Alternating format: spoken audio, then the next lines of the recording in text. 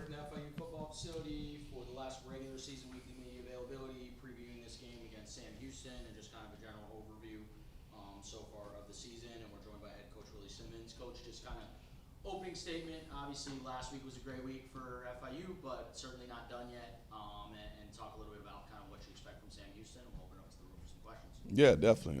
Good to see everyone here.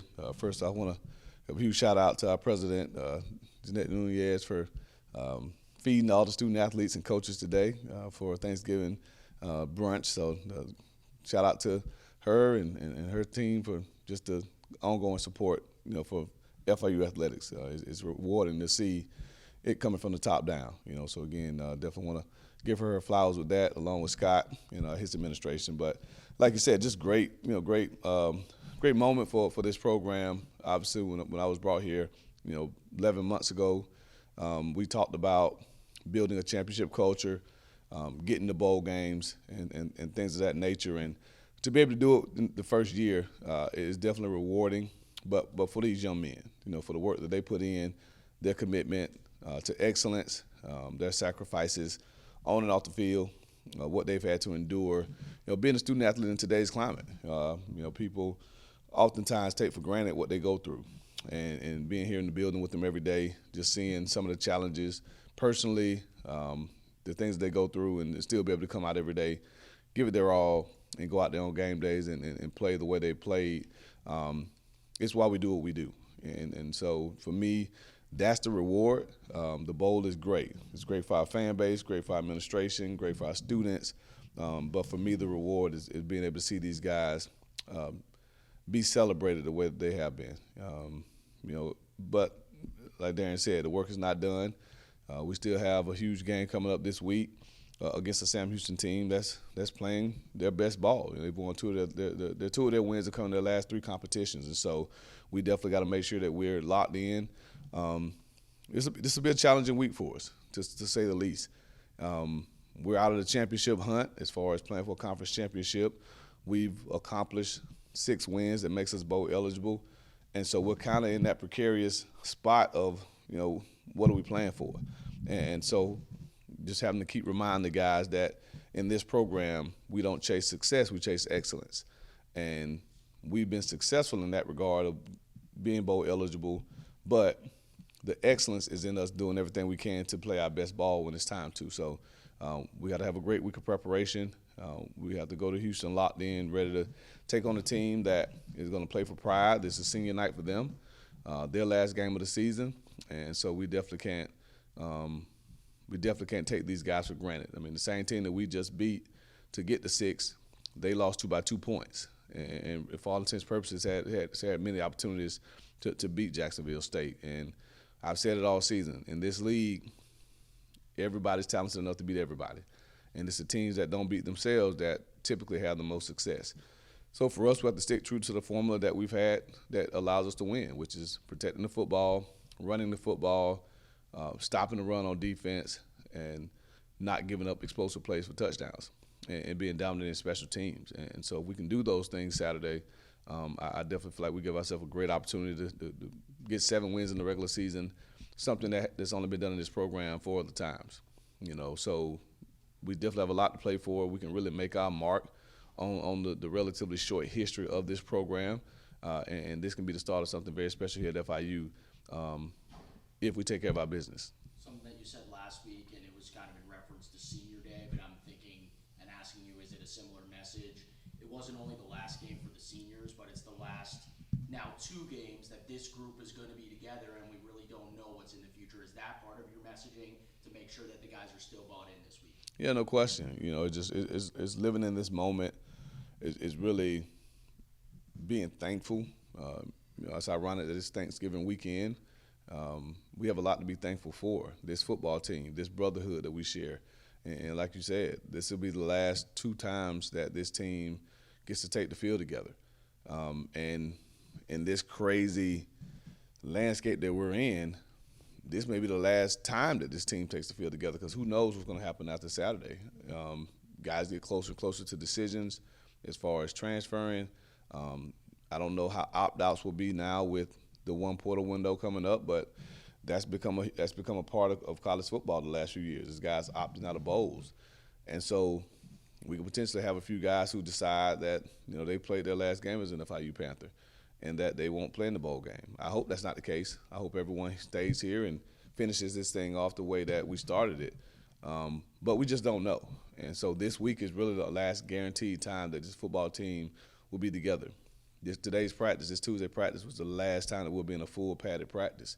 And so just as time dwindles down, as the salt in that hourglass continues to trickle down to the bottom and you see a little bit of salt left at the top, you hope the guys really embrace what this season is and what has become, and that we lay it on the line for the senior class, one last time this regular season. And I know you guys don't do this for recognition and you're more focused on just what happens here at FIU, but you have been getting some recognition in the Miami community this week, whether it's CBS, WSVN being out here. I don't know if you saw, but Hockman and Crowder talked a little bit about you. In fact, Crowder said nobody wants to run up on Willie Simmons. I don't know if you saw that clip, but maybe just some comments on sort of the attention the program is getting now, and sort of how cool that is to see. Obviously, Miami, there's a lot of other things to battle here, but just talk a little bit about that. Yeah, no, I saw that clip today, and I'm still trying to figure out what Channing meant by that. So if anybody knows Channing Crowder, maybe ask him what he meant by nobody wants to run up on me after the game. I'm not a big guy in that regard. I mean, I think I'm decent sized, but I don't think I'm physically imposing enough to where I scare people from coming up on me. So maybe something getting after the officials or something like that. Maybe that's what it is. But no, it is amazing. I was telling the president today. Actually, I was telling President Jessel, our former president. We were just talking, and he was telling me that he was up in the Fort Lauderdale, Boca area, and saw someone driving a car with an FIU plate, and just talking about the team and how we're doing, and reading off stats and things of that nature. And so I, told him that this weekend after the game, we had recruits in town for official visits, and we took them down to Doral Yard to just kind of hang out and eat after the game. And they had a big festival down there with a bunch of food trucks and live music, and there was this band there playing all Hispanic music, obviously. And during one of the intermissions, I'm over there eating. I think I ordered me a burger or something like that, and I heard the guy say, "Pause up," and I was like, "Did he just say pause up?" Like it just kind of hit me that wow, like people outside of FIU are really paying attention to what we're doing. And that's for the detractors, for the doubters, for the people who question why coaches get paid so much money, why we're having to pay players now and all that kind of stuff. That's why, because of what a good football team does for a community. It brings recognition, it brings bragging rights, it brings good vibes and good feelings. Just talking to some of the head coaches of some of the FCS programs that won this past weekend, they talk about how Thanksgiving is much sweeter when you win that last game, and so it's rewarding and refreshing to see how this Miami community is getting behind this program, and that's something that we take great pride in, and we know that we're right now still a small fish in a big pond, and as we continue to grow this program, we'll continue to carve out our niche in the South Florida area, and that's a goal of mine, is to make FIU a household name, and that when people see this Panther head or the 305 logo, that the 300,000 living alumni, come out of the woodworks and that they're proud to say they graduated from here. So great to see, and hopefully we can continue to make people around the community really want to rep FIU. Coach, just what do these next couple of weeks look like for you? Obviously, you have the Sam Houston game, I know signing day is coming up, and then the bowl game. Just what does it look like all for you guys now these next couple of weeks? Yeah, well, this week is business as usual. It's no change to the routine. Obviously, Thanksgiving's Thursday, so after practice we'll have a sit-down meal as a team with families and things of that nature. But we'll leave Friday to head down to Houston like we normally do for an away game. And then after the game, obviously, we'll give the guys a few days off to really focus in on the semester ending. We're winding down the semester, and some guys got to pick up a few guys have to pick it up a little bit in the classroom to kind of get where they need to be academically. And so that will be the emphasis next week. We'll start some player exit meetings with their position coaches.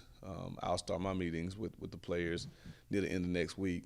And hopefully by Sunday, mid-afternoon Sunday, we'll know where we're bowling.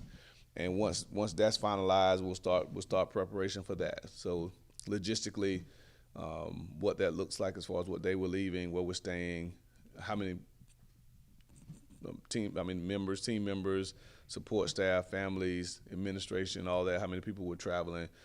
So there's a lot that goes into bowl prep. But right now the focus is getting through this week. And then once we get through this week, we'll have a mixture of a little bit of time off to get caught up academically. We'll basically treat it like a bye week because we won't play until middle of late December. So it'll be 3 weeks or so before we play again. So with that, we'll have some time to let the guys rest up and heal. You know, it's week 12, game 12. So just like every other team in the country, their injury report is pretty long. It's not long with guys being out, but it's long with guys being limited, guys being questionable, guys being go as tolerated even. So we need to rest a little bit. So we'll take some time to rest. We'll lift some weights. They'll train, they'll condition. But I really want to I don't want to make bowl practice a grind, so to speak, until it's time to be a grind. The week of, we'll get after it, just like we would any other game. But leading up to it, let the focus be resting up, getting caught up academically. Signing days coming up that first week of December. So right now I think we have 17 high school commits that we got to keep locked in. Right now, one of the top classes in Conference USA. So excited about that. And we'll, after signing day is over, we'll really shift our focus back to bowl prep. To add to the bowl stuff and to talk a little numbers with you here, I think we've had over 500 people submit interest forms and wanting to go to the bowl just via our website. I know you said when you came here that's what Panther Nation told you that's what they want, but how about them putting their money where their mouth is, and saying that, and we have over 500 people saying that they're interested in going to the bowl game. They don't even know where it's going. Yeah, and I think that's an amazing thing. And the ones I see, they tell me where they want to go. They all have their preference of where they want to go. I think they all secretly wish we can go back to the Bahamas, but unfortunately, the Bahamas Bowl is not playing. It's going to be played in the Bahamas this year, so that won't be one of the possible destinations. But I look forward to seeing Panther Nation show up to the bowl site, depending on how close it is, even the possibility of bringing students up. Again, I think that's something that this university craves. You look at the fact that, again, we've only done it 5 times in the history of our program, this being the 6th. And so it's something that everybody's looking forward to. But it's also something that I told the team this morning that we should come to expect. That should be the norm here at FIU, that we play in bowl games. So, again, definitely excited about it. Definitely excited that we got it done in year 1, but definitely want the guys to understand that this is just the tip of the iceberg. You kind of spoke about it after last game against Jacksonville State, but from the beginning of the season, spring practice even, until now, what's been your favorite part of seeing this team develop and grow? And then second part to that, heading into the Sam Houston game, what's the biggest thing you want to see the team build upon that you've already seen that growth from over the year? Well, the thing I want to see them grow first, answer the second part first. I want us to be a team that, don't want to say this the wrong way, but that doesn't look at the competition. I don't want to be a team that plays up or down to our competition. I think Sam Houston's a dangerous football team. Obviously, their record doesn't indicate that. So I don't want our team to look and say, okay, they're 2-9, so we can play okay football and still win. I don't want them to look at a Penn State that we played early in the year, who was number 2 in the country at that time, and say, oh, we got to play above our means to go beat a team like this. I want to see us become a team that knows that every Saturday we take the field, we're expected to play with excellence, and that excellence will be enough. And if a team that we're playing against is not a very good team and they don't play well, that we'll blow them out. If it's a really good team and they play well, there's going to be a dogfight. But that's the expectation. And I think that's how you grow a championship program. The power conferences, the autonomy conferences, the ones that everyone talks about, the SEC, the high level of the Big Ten, that's what those teams understand. There is no playing up or playing down. Because if you're in the SEC and 1 week you're playing Georgia, the next week you're playing Tennessee, and then it's LSU, then it's Texas, and then it's Texas A&M, and then it's Florida, and you better be ready to play every week, because you can't look at your calendar and say, okay, we play all those teams, and now we got Mississippi State. Well, when Mississippi State gets off the bus and walks out of the tunnel, you're going to say some choice words like, holy crap, look at this football team. And their record is not what the University of Georgia's record is.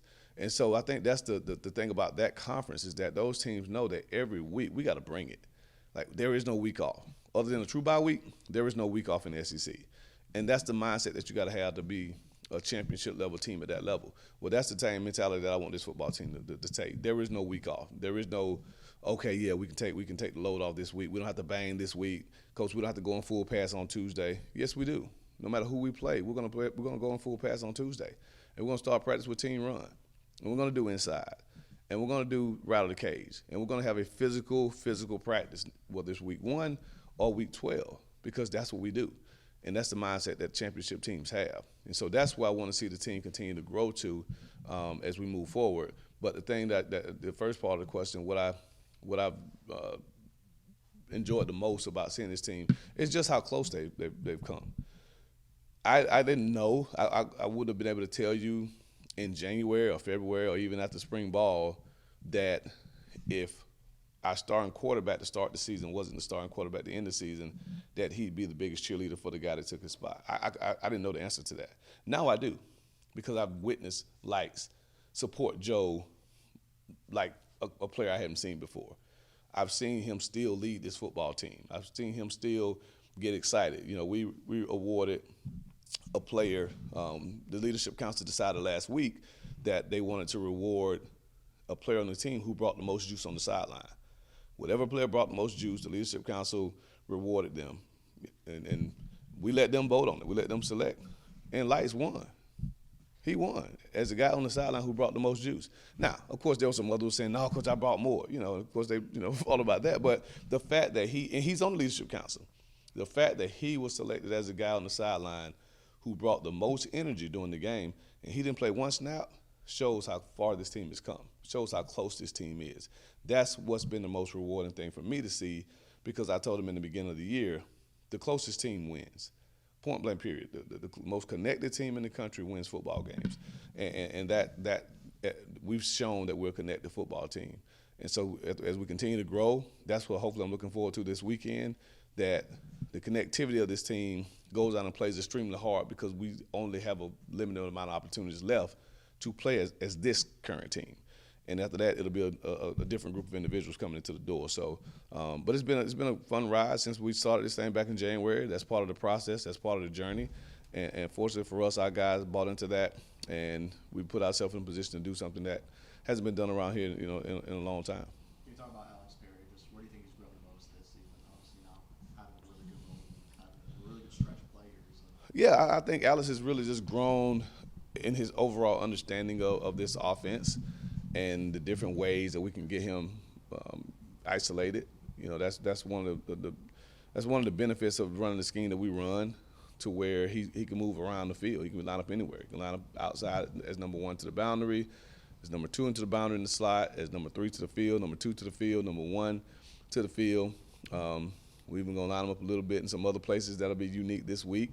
So just the ability to get him in those one-on-one matchups as a 6'5", 200-plus pound target that has twitch, that can win on option routes, that can win on deep balls, he's a weapon. And he's finally started to understand all the different ways that we can move him around. So he's definitely grown into one of the top receiving threats in this conference. And his continued development is something that we're looking forward to seeing, because he can truly be a dominant player in this league next year, and he can really set himself up to have a season for the ages and give himself a chance to continue to play this game, after his time at FIU is done. You kind of noted a little bit, Sam Houston has won 2 out of their last 3. Just what stands out to you about them? Obviously, on their senior day, they're definitely playing with hungry aspirations. Yeah, they have some playmakers. Obviously, I know Phil Longo and the type of coach he is. He's an intense coach. He plays with tempo. And when they make big plays, they're hard to defend. And you watch the game against Delaware, ton of big plays. You watch their game against Jacksonville State, even some big plays made there. They have some dynamic playmakers. They have one of their receivers played for me at Florida A&M, Chris Reed, and Chris is as talented a receiver as anybody in this conference. And so we definitely have to be mindful of where he is at all times. They have dynamic running backs. I mean, you look at them on film; they're hurdling people.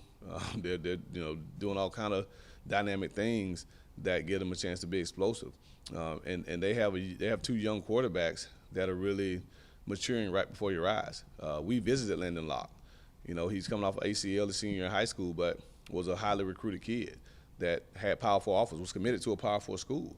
And because of his knee injury, we thought that he was going to redshirt this year and take this season as a redshirt to get healthy. Well, he started the last couple of games for him and has played really well. Big kid, can throw the football, smart. So you can't let him get hot. And so they have good players. I mean, that's the thing. You look at their record, and then you turn the film on, you're like, dang. You know what I mean? You really want to turn the film on and see slow players, small players, guys that can't make plays, and you're like, okay, well, I see why they're only 2-9. But you turn the film on, you're like, oh, wow, they got some pretty good football players on this team. And so they're a dangerous football team if we allow them to hang around. And, again, Jacksonville State is playing for it all this weekend. They win, they're in. And that was a 2-point game. So you can't go in there saying that this team isn't very good. Their record is not indicative of the team that they are. And so I don't think our record is indicative of the team we are. I think we're better than a 6-5 football team. But that's what we are. And so we have to make sure that we're playing our style of football, our brand of football, and not allowing them to play theirs. You know, so it's the same formula every week. Like I said, if we can stay true to that formula, I like our chances. If we don't, we can potentially find ourselves in a dogfight. Coach, are you preparing for two quarterbacks? One of them, I know they've had some quarterback movement there this year. Well, the good thing about it is that you're not preparing for two quarterbacks with totally different styles. Whereas last week, whether it was Creel or Wim, you're like, okay, well, one's the runner, one's the passer. You know, Kennesaw State, kind of same thing. One's the runner, one's the passer. So you almost got to have two different game plans. With these guys, it's not so much different styles. It's just which one they feel has a hot hand. So they're very similar, more pocket passers with the ability to extend plays. They're not necessarily runners. So you're not really threatened by them pulling the ball down and running like Creel last week or Odom at Kennesaw, but you're concerned about them extending plays and finding receivers downfield. So we definitely have to be disciplined with our eyes. We have to latch on to our receivers and stay on those guys because they do have guys that can make plays on deep balls one-on-one. That's one thing I know about Chris Reed. He can win a one-on-one. And so, you know, we have to be disciplined in our coverage. We have to be disciplined in our rush lanes. And we got to tackle in space. You know, we have to eliminate the explosive plays for touchdowns. So, but they're young guys that are growing up right before your eyes. And so we definitely have to make sure that we don't allow them to grow up too fast this weekend. One or two more for Coach. From a scheme perspective, how much of a difference is it going from the more run-heavy attacks that you faced delivered in Jacksonville State to now facing a Sam Houston team that, as you mentioned, is going to run more tempo and probably attack more in the pass game? Well, that's the beauty of college football, right? Every week's a different challenge. Every week's a different scheme, different system. And as a defensive coach, you got to be prepared for that. And you have to have a defensive scheme that is flexible enough to be able to handle different offensive schemes that you're going to see. One week you're going to see a power run offense. One week you're going to see a spread run offense. The next week you're going to see a heavy run oriented offense. Next week you might see an air raid offense. If you're in some conferences, you might see flex bone, during the season. So I think that's one of the things that makes college football unique as opposed to the National Football League. You're going to see a multiplicity of schemes. And so that's nothing new. Coach Witt's been doing this for a very, very, very long time. And so he's seen every offense that you can think of. He's seen it. He's gone up against it. And so I feel confident that he and his staff on that side of the ball will put together a really good plan that our guys can execute. And they've shown, particularly the last 2 weeks, that they can go in and make phenomenal adjustments at halftime. So whatever Sam comes out in first half, I feel confident that we can go in second half if they present something that we hadn't seen and fix it. Because again, that's one of the better things that we've done all season is to be able to make halftime adjustments and come out as a defense and stop the things that beat us in the first half. And they may beat us on something different in the second half, but they won't beat us on the same plays they beat us in the first half. And I think that's the mark of a staff that makes great adjustments at halftime. Coach, is there anyone, now you guys are bowl eligible, anyone that stood out to you when you got a text message, phone call, anyone after the game, whether it's a family member or alum, anyone in particular kind of stand out to you? Well, I had 230 text messages after the game, so I tried my best to sift through them all on top of hosting recruits for official visits. There are a ton. Just all the family texts. I mean, that's always the most rewarding one, a gratifying one when the family texts. You know, it was a huge weekend. Of course, many people know it's no secret that, you know, my last head job was Florida A&M. My entire family are all Florida A&M graduates. And the biggest game of the year was going on at the exact same time ours was. The Florida Classic was a 3:30 kick. Our game was a 3:30 kick. And so after our game, after I sifted through all the texts, I went and checked the scores, and I saw that they lost a heartbreaker, you know, to their in-state rival. And so I knew right then what the mood would be for my entire family. But seeing how happy they were that we became bowl eligible, almost like they not say they didn't care about the loss, Florida A&M loss, but it was kind of like that was the thing that could soften that blow. And my wife even made the comment, you know, she was like, Gadsden County needs something to be excited about, proud of. You know, many people don't know about the county that I grew up in. You know, Gadsden County is one of the most impoverished counties in the state of Florida, one of the most illiterate counties in the state of Florida. Violence right now is at an all-time high. Graduation rates are at an all-time low. I mean, there's not a lot of great things that are happening in our county right now. You know, senseless violence, it's not great.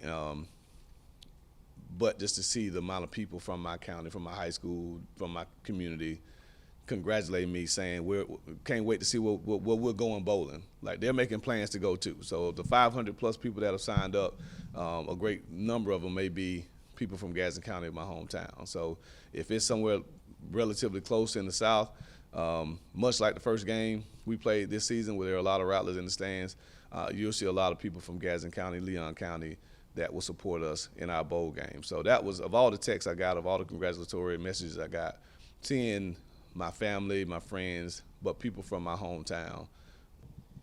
All right, so our weekly media availability, we're joined by Alex Perry at the podium, kind of previewing Sam Houston, talking a little bit about last game. Just an opening statement, Alex. You've kind of really been coming on lately. I know it's always been there, but things have really been starting to click the last couple of weeks. Just talk about kind of what you've been seeing out there, especially the last game, and then sort of if you know anything about Sam Houston, if you studied up a little bit on that. So. Yeah, I think just the whole team in general has been playing really well the last couple of games, just really finding our stride. Me personally, my performance has been going up recently. I really don't know like what's the cause of it necessarily, but maybe it's just, you know, more time with each other during the season and just getting the feel of each other, coaches and players. So I think we're all just getting used to each other, finally finding our stride.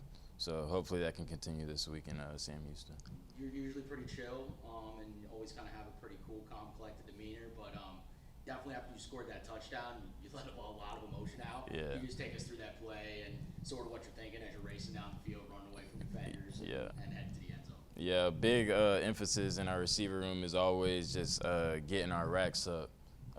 So just run after catch is just a big thing in our room, and for me to do that and actually score, because I mean I've had a lot of a good amount of breakouts this year, but I haven't like punched it in and really finished it. So one of our key words on the team is finish. So all that was just going through my head, getting my racks up, you know, making a big play. Obviously that's a huge game. So all that's just going through my head, and I'm glad my family was there to watch it. So, you know, it's just a big moment for the team. You're already up to 5th all time for most receiving touchdowns in a season. Not sure if you even know that, but you know, you came a long way, literally and figuratively, right? Yeah. You were all the way out in Hawaii. Now you're back here in Florida, where you came from. But just talk about kind of that full circle, and now you're back here and you're having an outstanding season as a Panther. Yeah, I'm just happy to just be back home, just showing what I could do in front of my people. They haven't been able to watch me play a lot at Hawaii, and I'm also glad that I'm performing well. That so my people back at Hawaii are proud of me too. So I know my coaches back there are proud, and they're like my father figures also there, and all my friends there are proud too. So I'm just happy that I can perform and just be able to score the touchdowns for them. Over the course of the season, you've consistently progressed and shown different sides of your game, whether it be as you said, yards after catch on that touchdown, contested catches. What's the biggest thing you feel like you've been able to improve on week after week, and how has that mentality really helped elevate your game week after week? Yeah, I think the biggest, one of the biggest things I've been able to improve on throughout the season is just playing the next play. Just being able to bounce back after it might not run the best route, or it might be a bad ball, or I might even drop a ball. Just being able to bounce back, because even last game I didn't have the best first half, but the second half I was able to have a big game and actually have my career highs. So that's one of the things that I think was really improved on throughout the season, and just chemistry with the quarterback and receiver. I think we've been getting extra throws after practice and just locking in more on details, and I think it's all just starting to flourish. Where do you think it kind of clicked for you guys as an offense? It may have felt like that Middle Tennessee game, and then from there on, it's really gone for you guys. Yeah, that Middle Tennessee game was definitely just a fun one when everybody was scoring. I don't remember how much touchdown we had, like 4 or 5 maybe. But yeah, that game was crazy. The running backs was breaking out. Dallas was scoring. JoJo was scoring. I had my own plays. That was just a fun day. And when you have fun like that, you want to recreate it. And I think it's just contagious for the whole team to just keep trying to make plays just to challenge each other to make another play. Like, it's just contagious. As the season has progressed, how have you felt the offense's ability to attack different coverages has improved, whether it be, you guys understanding because of that development with the chemistry, like attacking man coverage, cover 2, cover 3, and what type of progress do you want to see down the stretch against Sam Houston and heading into the bowl game? Yeah, I just want to see. I think we can just capitalize on our big plays more, just our deep shots down the field. That's quarterback and receiver. So I could mess it up, or Joe or Lights can mess it up one play. But I think once we just get that deep ball connection, I think that's when our offense would really pop, and our other receivers will be able to show what they can do as well. Coach talked a little bit just when we just had him before you got in here, just about how the scheme that we run allows for you, or maybe someone that's kind of chosen on that play, to have a one-on-one matchup. For a guy like you, that creates a lot of problems for somebody when it's a one-on-one. How much is that contributing to your success? Yeah, it's contributing a lot. This is a conference that plays man-to-man a lot, and Coach Willie knows, and Coach Coleman knows that one-on-one is one-on-none to us. So I feel really confident in any one-on-one matchup, no matter what route I have, and I think that's a result of just the run after catch again that we mentioned. Just them getting me in space and one-on-one just makes all that possible. I guess looking ahead at Sam Houston, just what stands out to you about their defense, and do you see is it something you guys haven't seen before, maybe something similar from another team? Just what stands out about it? Yeah, nothing really stands out too crazy. Like I said, this is a conference that you just got to beat man coverage at the end of the day when it really gets down to the plays that matter. So you just got to win your matchup at the end of the day, and that's what it's really going to come down to. You're one of the new guys in the room, obviously. There's a lot of turnover year after year, but I know it's maybe a little hard to look ahead right now, but just talk a little bit about this season. You guys have been able to set a new standard for FIU football, do a lot of things that this program has either never done or hasn't done in a long time. Just what's that mean to you to be a part of that? It means a lot. Playing 3 years in Hawaii, we never got to a bowl game. Obviously, I wasn't here, but I know that they haven't been to a bowl game in even longer. So just having a winning season is just like the best feeling ever. Walking back into the facility on Sundays and not having your head down, not having that gray cloud over the facility, it's just a great feeling. And going to a bowl game is just indescribable. Like, that's just, I can't even describe it. It feels like a national championship almost. But we could have. I think we left a lot on the plate, and so it makes me excited for what's to come next year and everything. And then one thing to add to that is I think a lot of people have pointed to you guys had a players-only meeting where you really tried to pull everybody together and say, hey, we're better than this at times during the season when we were struggling or maybe underperforming. You just talk about what having a player-led team means versus, maybe just other teams where the coaches are telling them what to do, but if you don't have the players, it doesn't always add up, right? Yeah, I think naturally people get tired of hearing the same voice. Obviously we respect our coach and we're going to listen to his message, but I think it was just important for the young guys and some guys who didn't really quite understand the magnitude of what the situation we were in. It was just important for them to hear it from their own guys that we really needed something to turn around, and we needed every little thing like to be right in this facility for us to be successful. And I think we're seeing the benefit of it lately. As much as the passing game has really clicked for you guys, just talk about the run game too. Like KJ getting the record and having someone like Ant who's really down southpaw. And just like talk about that and how important that's been for you guys. Obviously, you guys have to block too. Yeah, that's what creates our one-on-ones. KJ is the best running back one of the best running backs I've ever seen, hands down. His balance after contact and even his like breakaway speed is kind of underrated. Like even Ant Carey, like his breakout speed is crazy. So our running backs and our O-line, they do a great job of pushing people and getting the yardage we need on 4th downs or 3rd and shorts, or they always get the job done. And I think we average like one explosive run a quarter. So that's kind of crazy to think about. And obviously KJ's the school record holder, so that's crazy to even think about. And I'm just happy for KJ knowing that's his senior year, and I can't wait to see more from him.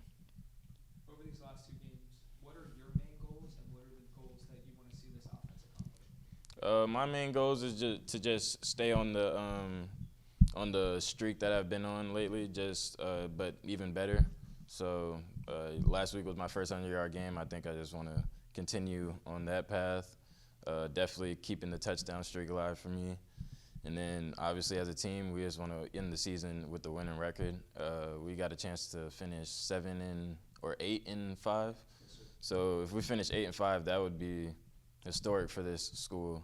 So that would be legendary.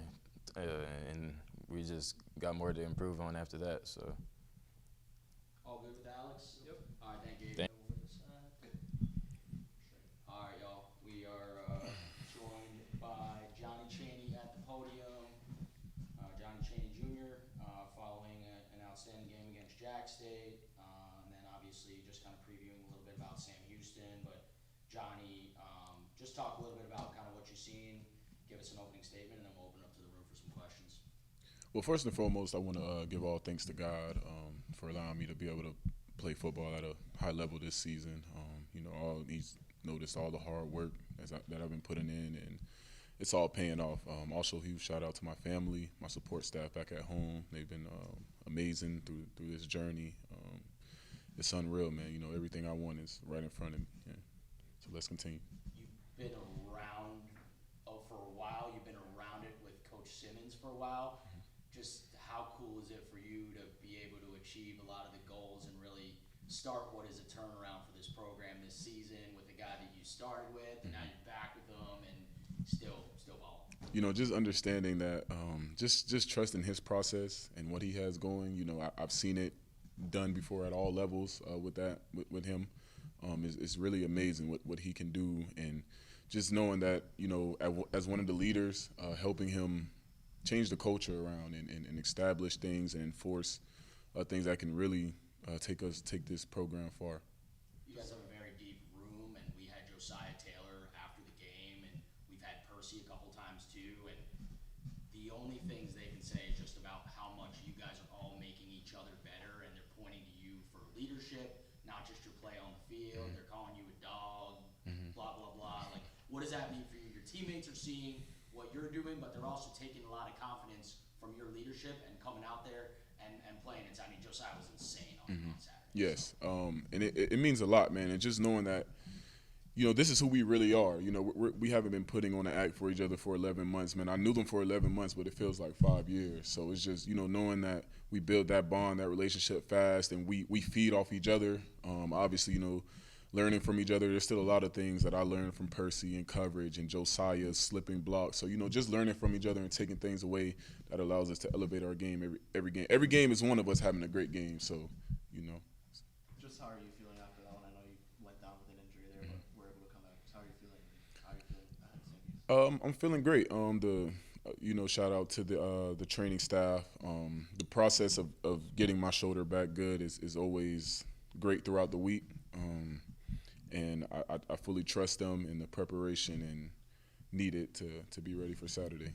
As I was mentioning, like you've been around Willie for a while. Just how important is it for you to emphasize kind of that same message that Willie's maybe giving to your group or the players? You've been around it even when some low moments during the season. That maybe it looked like 6 wins wasn't at one point feasible, but just how important has it been for you to kind of emphasize his messages or what you've learned from him that just kind of trust the process. You've been around it. It's been really important, and I feel like that's every winning team. You can hear it from coaches all you want, but if the leaders and the players aren't establishing it, you aren't going to go too far. It all starts with the players in the room, and we take the team as far as we go. So. Coach's big message, and even last week I found it striking, was that even though it was senior day and it was a lot of guys that are seniors last time playing for this program, this is really the last week. Even this Saturday is really the last game that this team is guaranteed to play all together. Are you helping lead that message as a leader and say, hey, we made the bowl game, we're playing Sam Houston, but this is it for us, guys. Like, we really got to make sure we still are locked in and leave it all out there. Yeah. Just understanding that there's still history out here to make. There was a lot of facts that we learned this past couple weeks after gaining 6 wins. A lot of rival teams that we beat. So this team can go down in history.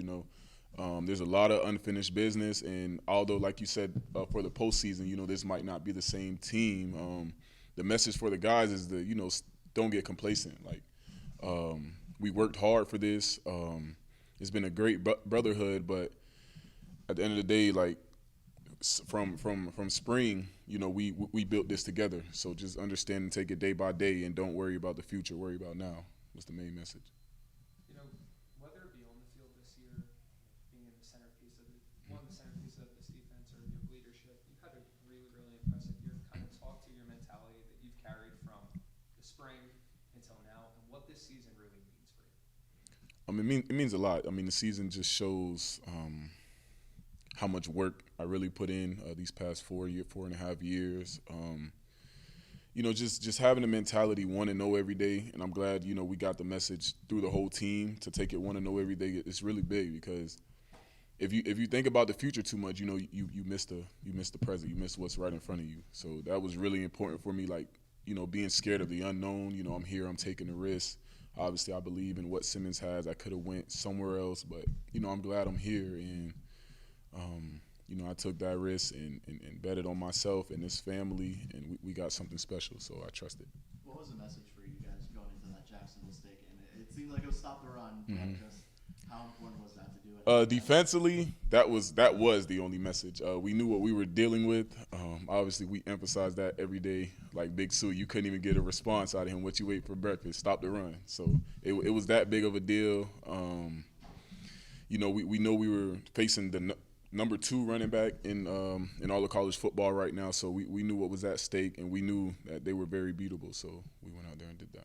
Now looking ahead at Sam Houston, just what stands out about their offense? It's just a team you can't go to sleep on. Like he said, going up there, it'll be us versus us. Like, Coach didn't want to do a scouting report this week, because he knows if we don't prepare well, they can beat us. Everybody in the conference is good enough to beat you. So just understanding that it's us versus us this week. Like you said, we can't get complacent. We can't look ahead of us. We got to continue to go 1-0 every day. It's the main message. Obviously, people talk about you reuniting with Willie, but you also reunited with your former DC, Ryan Smith. How's that been like? Oh man, he's been amazing, man. He's as the linebacker coach, he's helped everyone else learn really fast and just understand the game, take it step by step. That's why JT has been sprouting. He's a really great coach, attention to details. He'll knock it till it's embedded in your head. So, great guy. Over these last 2 games, what are your main goals, and what do you want to see this team achieve over them? I want to continue to dominate as a team and show that, obviously, the season, we're bowl eligible. The season didn't go as, the goals that we had earlier in the season, but we're still one of the dangerous teams in this conference. That's really it. I asked Alex about this a little bit too, but obviously Coach Simmons is new as well, but you're a new guy here at FIU. What does it mean to you to be able to kind of establish? You said you're talking about making history, this opportunity. This this team has the opportunity to end the season on a 5-game winning streak. There's a lot of other stuff that's still on the line. But what does it mean to you to be a guy that's going to be talked about as part of this 2025 team that helped to turn around FIU football? It means a lot, man. To know that you can do something really special somewhere, anywhere, you know, it means a lot. And know that you can come back and people remember your name, or you know, hopefully my name's down there on the wall. You know, it means a lot to be able to, at any school, to be able to make a big impact like that.